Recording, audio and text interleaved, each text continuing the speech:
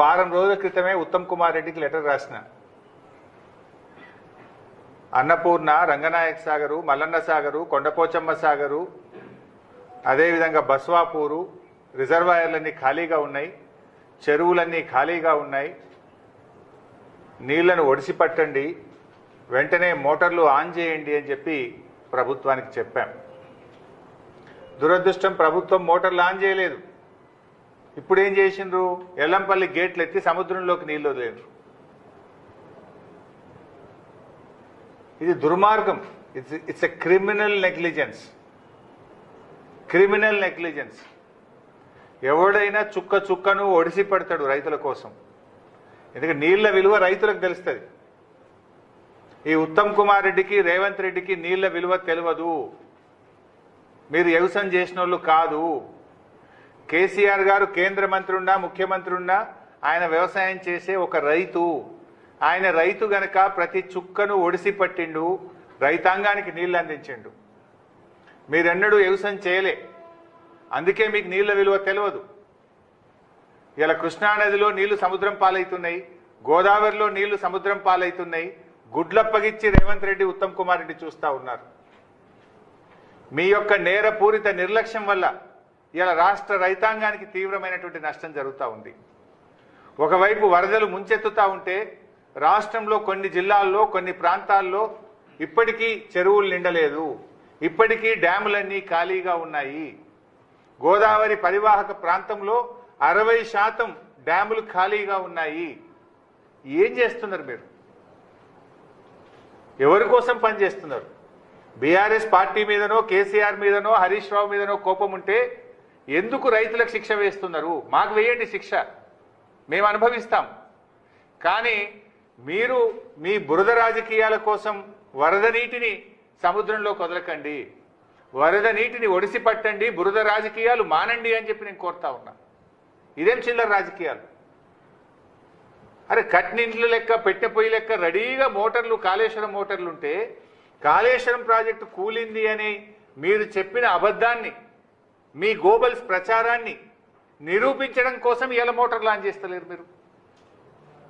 మీరు చెప్పిన అబద్ధాన్ని పదే పదే చెప్పింది. ఇలా నీళ్ళు వస్తే మీరు చెప్పిన అబద్ధాలని ప్రజలకు అర్థమవుతుందని కావాలని మీరు మోటార్లు ఆన్ చేస్తలేరు ఈరోజు. అరే ఒకటి నీళ్ళు సముద్రం పాలు చేస్తారు. నేను వారం కిందనే చెప్పిన, అరే మంచి ఫోర్కాస్ట్ ఉన్నది, వర్షాలు పడబోతున్నాయి, మోటార్లు ఆన్ చేయండి, నింపండి అని చెప్పిన. ఇక నిజంగా చూడండి మీరు, అన్నపూర్ణ 3.5 టీఎంసీలు, ఆడు ఉన్నది 1 టీఎంసీ. అన్నపూర్ణ రిజర్వాయర్ కెపాసిటీ 3.5 టీఎంసీలు, ఉన్నది 1 టీఎంసీ. రంగనాయక సాగర్ 3 టీఎంసీలు, ఉన్నది 1 టీఎంసీ. మల్లన్న సాగర్ 50 టీఎంసీలు, ఉన్నది 10 టీఎంసీలు. కొండపోచమ్మ సాగర్ 15 టీఎంసీలు, అక్కడ ఉన్నది 4 టీఎంసీలు. బస్వాపూర్ 12 టీఎంసీలు, అక్కడ ఉన్నది 1/2 టీఎంసీ. ఇవన్నీ నింపుకోవచ్చు కదా. యాసంగి పంటకు బ్రహ్మాండంగా నీళ్ళు ఇవ్వచ్చు కదా. ఎందుకు నింపవు నాకు అర్థం కాదు. నీకేం అడ్డం వచ్చింది అని నేను అడుగుతా ఉన్నా. అంటే ఎందుకు కాళేశ్వరం కూలిందన్నాం కదా, నీళ్ళు నింపితే ఎట్లా? కూలిందంటే మరి ఇప్పుడు నీళ్ళు వస్తే జనం దంతరేమో, జనం దృష్టిలో పల్సగైతమేమో అని కేవలం కుట్రతో మీరు ఆపుతా ఉన్నారు. అరే వరదకాలు ఓపెన్ చేయవేందయ్యా నువ్వు? ఇవాళ ఎస్ఆర్ఎస్పి ప్రాజెక్టులో ఆల్రెడీ 61 టీఎంసీలు వచ్చినాయి. దాని సామర్థ్యం 80 టీఎంసీలు. 61 టీఎంసీల నీళ్ళు ఆల్రెడీ ఎస్ఆర్ఎస్పీలు వచ్చినాయి. 151,000 క్యూసెక్కుల వరద ఎస్ఆర్ఎస్పీకి వస్తుంది. అంటే రోజుకు 15 టీఎంసీల నీళ్లు ఒక్క రోజులో ఎస్ఆర్ఎస్పీ నిండుతుంది. నువ్వు వరద కాలువ ఓపెన్ చేసి మిడ్ మానేర్ను ఎల్ఎండి నింపవా? ఎందుకు వరద కాలువల ద్వారా నీళ్ళు వదులుతలేవు? అసలు మంత్రి, నీళ్లకు మంత్రి ఉన్నాడా? ఈ ముఖ్యమంత్రికి సోయి ఉన్నదా? ఎస్ఆర్ఎస్పీ నిండితే మళ్ళీ ఆడ గేట్లు ఎత్తి సముద్రంలోకి వెళ్తావా? ఆడ మిడ్ మానేర్లో 30 టీఎంసీల మిడ్ మానేర్లో ఆడ ఉన్నది 10 టీఎంసీలే, ఇంక 20 టీఎంసీల నీళ్లు పడతాయి. అరే ఆడ మంచి గేట్ ఎత్తితే గ్రావిటీ ద్వారా కరెంటు ఖర్చు లేకుండా ఫ్రీగా నీళ్ళు వచ్చి మిడ్ మానేర్ నిండుతుంది. మిడ్ మానేర్ కింద ఎల్ఎండి ఉన్నది. ఇవాళ ఎల్ఎండిలో కూడా 24కు 7 టీఎంసీలే ఉన్నాయి నీళ్లు. 24కు ఎల్ఎండిలో 7 టీఎంసీలు ఉన్నాయి. మిడ్ మానేర్లో 30కి 10 ఉన్నాయి. ఆడ వరద కాలువ గేట్ ఎత్తితే చక్కగా వచ్చి మిడ్ మానేర్ నిండుతుంది, ఎల్ఎండి నిండుతుంది.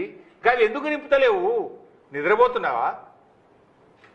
ప్రభుత్వం నడపడం చేతనైతలేదా? మోటార్లు వస్తావు, గేట్లు ఎత్తవు, నీళ్లు సముద్రం పాలు చేస్తున్నావు. మిడ్ మానేర్ నింపుకుంటే లక్షల ఎకరాల్లో పంట పండదా? ఇప్పుడు నేను చెప్పిన కాళేశ్వరం రిజర్వాయర్లను నింపితే లక్షల ఎకరాల్లో యాసంగి పంట పండదా? ఈసారి కాలం లేట్ అయింది, వానాకాలంలో సగం కూడా సాగు కాలేదు. మరి ఈ నీళ్లను ఒడిసి పట్టుకుంటే రేపు యాసంగన్న పూర్తి స్థాయిలో పంట పంటది కదా. నీ ఉద్దేశం ఏంది? ఎందుకు ప్రాజెక్టులు పడావు పెట్టి నీళ్లను సముద్రం పాలు చేస్తున్నావు? What is wrong with you?